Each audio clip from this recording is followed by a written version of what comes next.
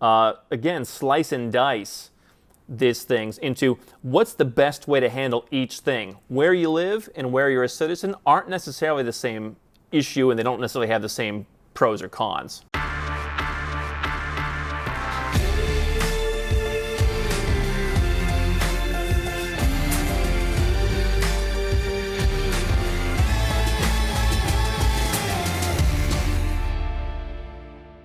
This is more of a personal question because it's something I've thought about, especially recently. What do you think about the Caribbean passports, the ones that you purchase? I've noticed they're like half price right now because Yeah. of the virus. I think they're trying to generate revenue.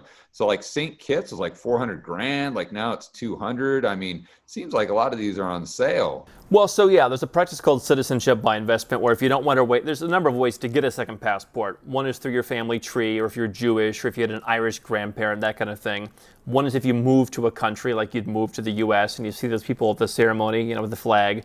There are other countries that don't require you to live there the way the U.S. or Germany or Australia would. You can spend 1 day or 7 days a year there and then still go and wave the flag 5 years from now.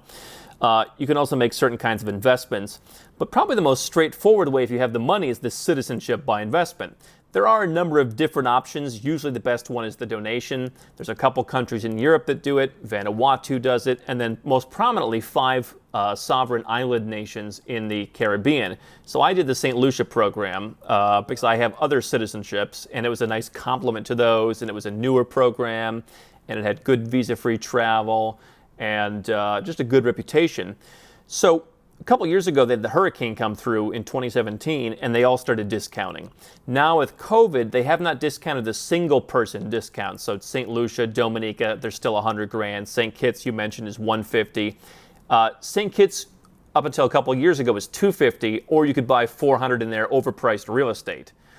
And so they've brought it down. And so now what they're doing for the COVID situation is what a lot of them have been doing is they've discounted adding your wife, or they've, St. Kitts, for example, you can get 4 for the price of 1. Now, as someone who just did a family of 4 for one of those programs, the devil is in the details. If you want to add your parents, they often have to be dependent with you financially or even living with you, right?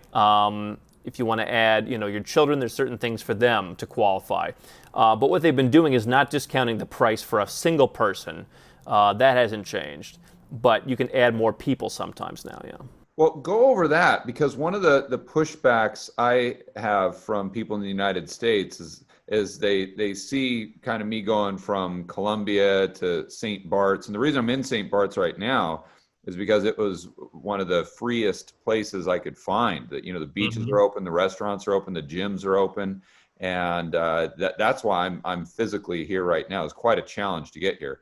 But they say, well, listen, I'm going to go down with the ship because I'm never, ever, ever going to leave my family in the United States and just go sip cocktails on the beach somewhere living tax-free. I would never do that to my family. I don't think they understand that if you go through this process as, let's say, the husband or the head of the household, you can bring your family into the mix. You just talked about your parents, your kids, your wife, your spouse. How easy or hard is that to do with these Caribbean passports or any of the other passports you've been talking about? Well, I mean, as a wise man once said, everything is easy and nothing is easy. I mean, you can procedurally, you can add your parents to generally these investment programs. It's easier. If you want to look at some of the golden visas in Europe that will eventually lead to citizenship, but not right away, sometimes that's harder. If you want to look at a residence program, like you can become a resident of Mexico. Now, it's not really that difficult. So every person could just qualify on their own. So it really depends on the programs. Again, in the example that I just mentioned, I had a guy where everyone was wealthy. He wanted to do him and his siblings and the parents, and they all had their own money. And so it made it a bit more difficult to find a program for him. There was one. And even then, it cost more than the family of 4 price because the 4th person was like not the kind of family member that they generally included. So it can be done, or in some of these programs, I mean, depending on how you do it, it could be just a matter of getting them their own residence permit. What I might say is, listen, let's imagine you're St. Lucian. I don't live in St. Lucia, but I can go as a St. Lucian, and I can go and get a residence permit in pretty much any country I want, right? Most countries, maybe the US and Australia and maybe Canada, those three might judge you. Everybody else doesn't particularly care. You come to Malaysia, you go to Costa Rica, what's your nationality? All right, great, just put the application in the pile. They don't care. So I don't think you should necessarily look at it as living in St. Lucia. St. Lucia is like the cruise ship flag of convenience. If you're going on that cruise ship, you look down, you see flagged in Liberia. That cruise ship ain't going to Liberia. No one wants to go to Liberia. But they can fly the flag of Liberia as they travel the world. They can take advantage of the very generous laws in Liberia. They can pay people whatever they pay in Liberia. That's the law they work under. And so if you're a St. Lucian, for example, their laws, no wealth tax, no gift tax, no estate tax. They're not heckling you. If you want to live in, Myanmar and do business as the Burmese do, go right ahead. It's not our problem. And I'm not saying it's a lawlessness, but they're just saying, listen, you want to live here, you follow our rules. If you live somewhere else, you follow their rules.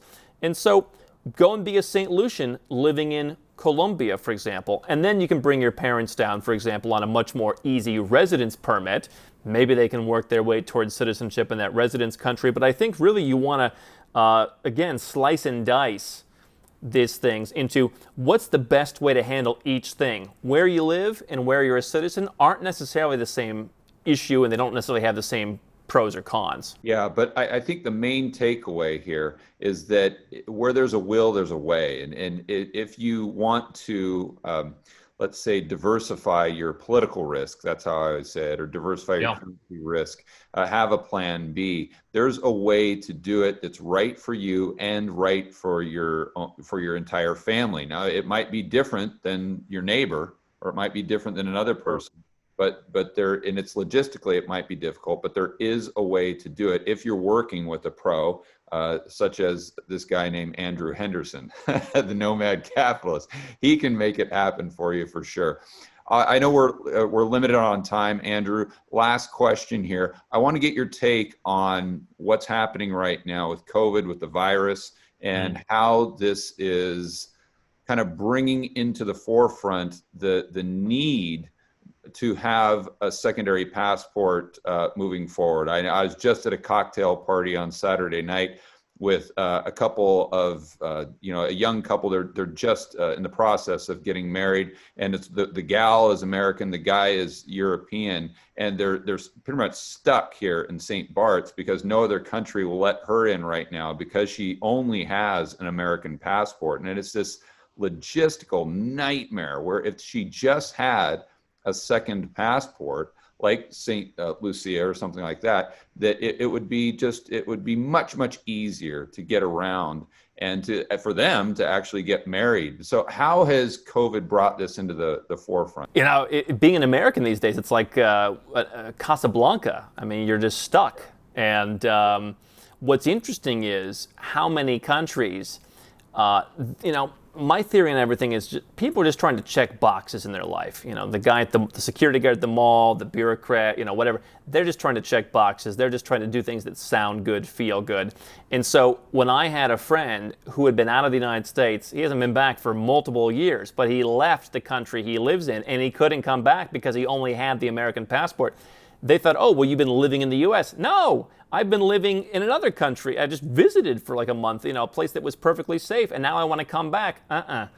And so he's not a threat, but it's a matter of box checking. The Americans can't come in. The American passport's one of the worst as we speak. Did you ever think the day that you'd ever see the day where a Georgian passport in the former Soviet Union or a Serbian passport in the former Yugoslavia is better than a U.S. passport for travel? When you say better, Andrew, meaning you can get into more countries right now with a Serbian passport than you have a U.S. passport. Yeah, Georgia and Serbia are both better than the U.S. because the U.S. is banned from Europe and those countries are not. And so not only is it the travel issue, but it's also the restrictions. And what kind of new restrictions are they going to impose, i.e., we're closed for an emergency, we're not issuing passports, or this or that. So there's all kinds of things where I think what we're seeing is you don't want one set of bureaucrats dictating what happens to you in your life. I've known that for a long time when I work with crypto investors, and the U.S. makes it harder and harder and harder to be a crypto investor, a crypto trader. You might as well just forget it. You're a criminal to them. and other industries as well. But now just add this to the pile in a way that people can easily understand. Yeah, I mean, more passports means more options. It means more advantages. It means you can, kind of shift the profile a little bit. I call it, if mommy won't let you, what do you do as a kid? You go and talk to daddy.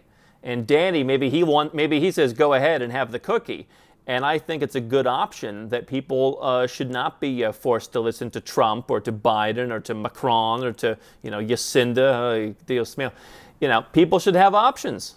How can Nomad Capitalist help you? 4 ways. Number 1, subscribe to our channel and click the notification bell to make sure you get our new video every day. Number 2, get a copy of Nomad Capitalist, the book. You'll learn a lot of my personal experiences over a dozen years of studying this stuff, as well as exactly some of the strategies that you can use to build your Nomad Capitalist plan.